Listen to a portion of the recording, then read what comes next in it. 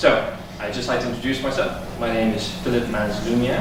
I am a British expat. I've been living here in the UAE now for the last 25 years. And I want to first explain why I chose to come to this session. Are you praying? Use your hands. Use your hands. Because that seems to me like you're kind of apologetic. So show us what you can do. Sure. So I want to explain why I came here today. I have heard about Toastmasters a number of times in the past, but for whatever reason chose not to take the opportunity to attend a session. And then when I was reconnecting recently with Sasha, he said, listen, this is what I'm doing.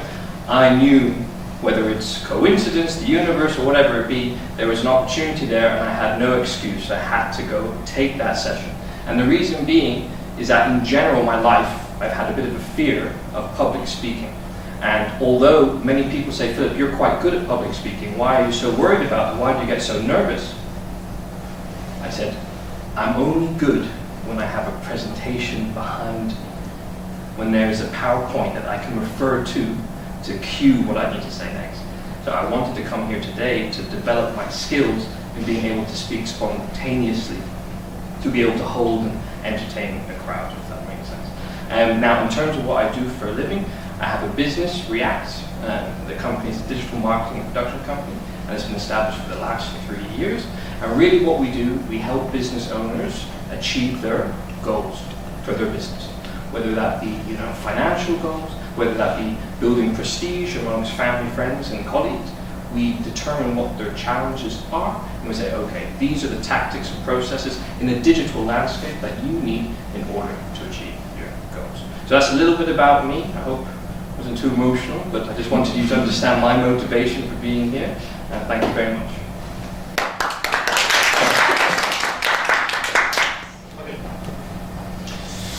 It's actually quite tricky because now you have to show your intelligence. Yeah. So, why intelligence is not enough? Where to start? Take your time. I'll cut you off in a minute.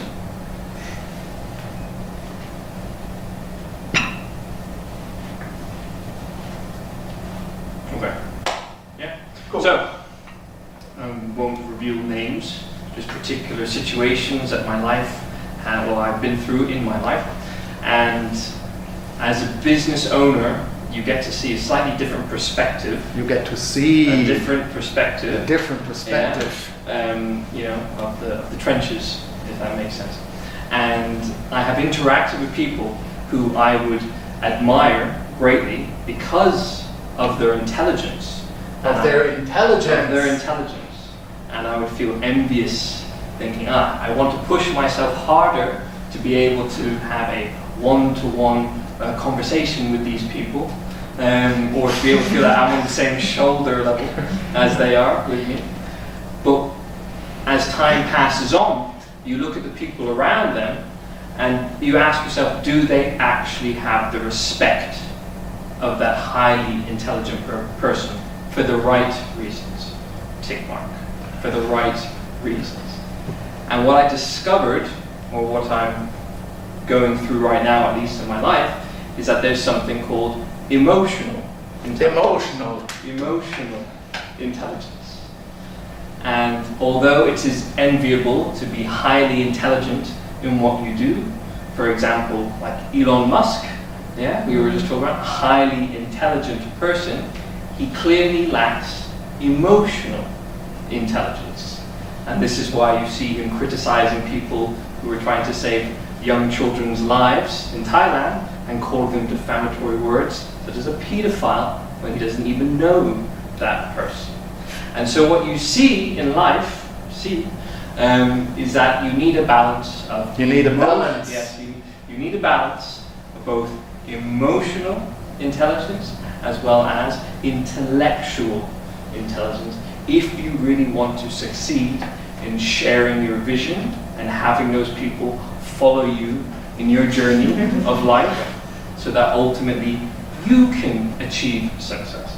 And I think to have real intelligence is to be able to understand that you have limitations, yes, but those limitations aren't always a bad thing, as long as you educate yourself, yeah, on how to improve areas which could be enhanced, such as IQ. Cool. Now, you're not done yet. Let's move away from the word intelligence, because like I said, it's not enough. Yeah. What other attributes would you say is important for a person to have other than intelligence, be it the real intelligence, the intellectual intelligence, or the emotional intelligence? What other attributes do you see in other people? I would say charisma is vitally important, because at the end of the day, there's enough hardships in life. We do like to smile and have a good laugh, and when someone has charisma, positive energy, it just carries us through the day in a slightly better way. I would say, what else would be a key thing? What about character? Character, I would also say experience is something that's vitally important. Not the most important, but definitely experience is critically important, especially in times when people are looking around for some advice or guidance, and the person that has been there before can obviously steer the ship. Steer the ship. Oh yeah, that's old school. Spinning wheel. Probably today it's just a bomb. Yeah, exactly. And so they can help steer the ship with experience that they always have.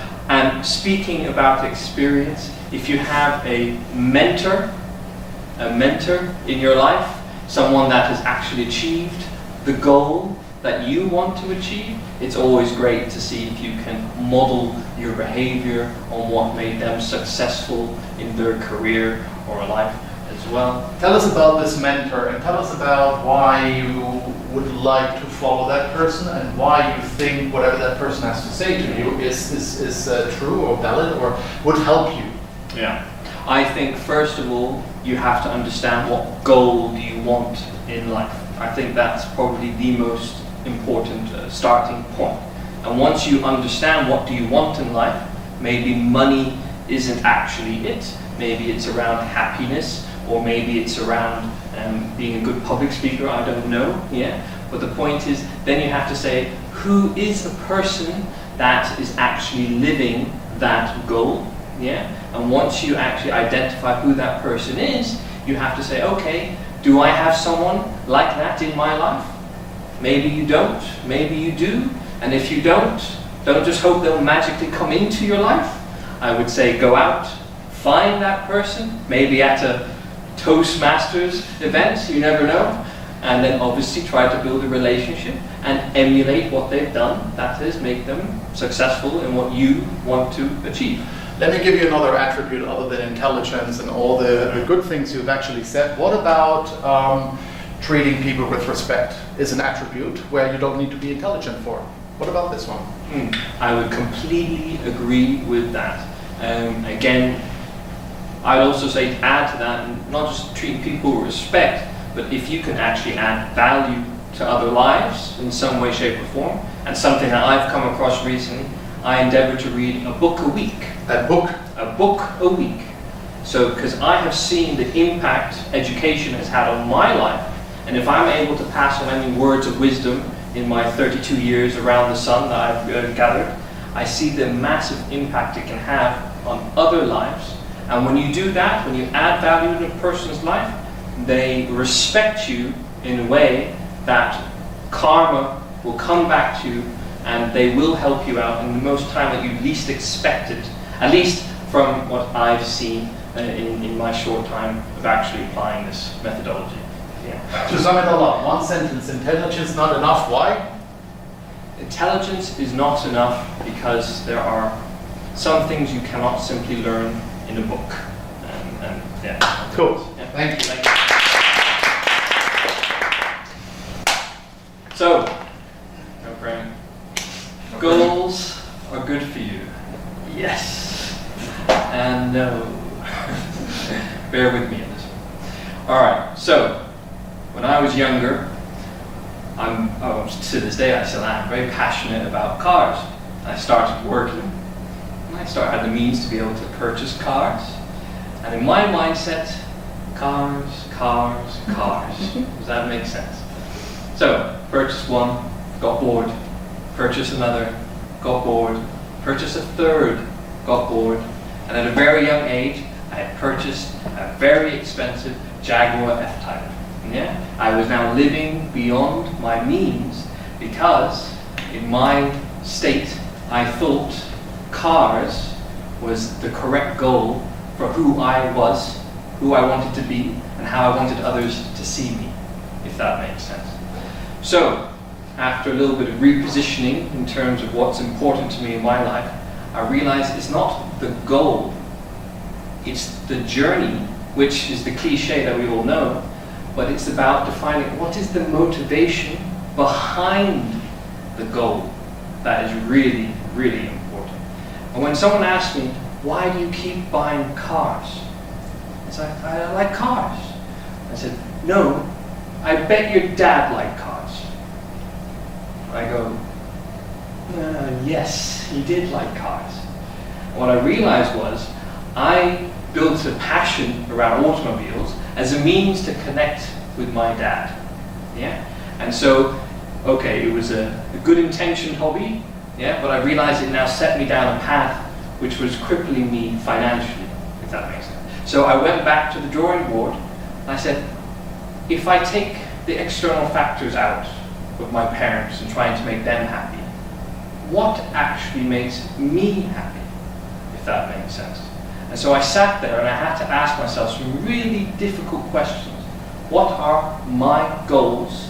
And as when I had my children, I realized that these goals would impact their lives because they would be modeling, just like I modeled off my father, the activities that I wanted to do.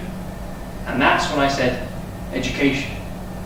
Education for me had to be one of my goals. And because of the very heartfelt story that you said, my father is also sick. And it's made me realize that yes, one day I won't have that comfort barrier. And I don't want to be in a position that one day, maybe when I'm sick, I'm worrying about what's going to happen to my kids. So every week I pick up a book and I'm glued to it, yeah, because I know my kids will see that behavior and hopefully want to model that. And as a result, they will educate themselves, become smarter, and hopefully that will make them become a lawyer or a doctor or, I don't know, some professional that actually the world needs, if that makes sense, rather than wasting a lot of money on cars. So are goals good for you? Yes, if they have the right motivation behind them, if that makes sense. So, yeah. Thank you.